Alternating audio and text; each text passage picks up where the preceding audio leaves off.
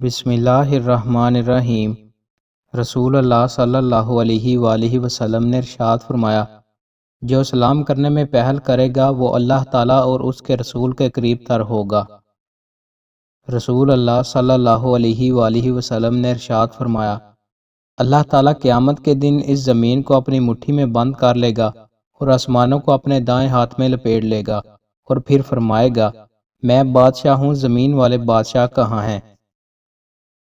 رسول اللہ صلی اللہ علیہ وآلہ وسلم نے ارشاد فرمایا، جو مسلمان وضو کرتا ہے اور وہ اپنا وضو اچھی طرح کرتا ہے، پھر کھڑا ہو کر مکمل توجہ کے ساتھ 2 رکعتیں پڑھتا ہے تو اس کے لیے جنت واجب ہو جاتی ہے۔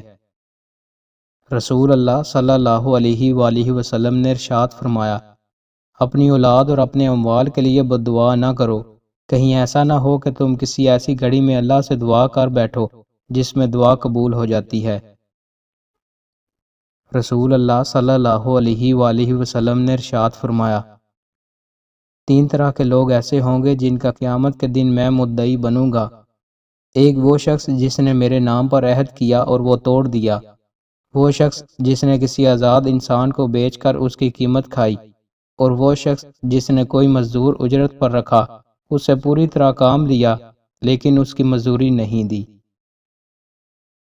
دوستو، مزید اچھی ویڈیوز کے لیے ہمارے چینل کو سبسکرائب لازمی کریں۔ بہت شکریہ۔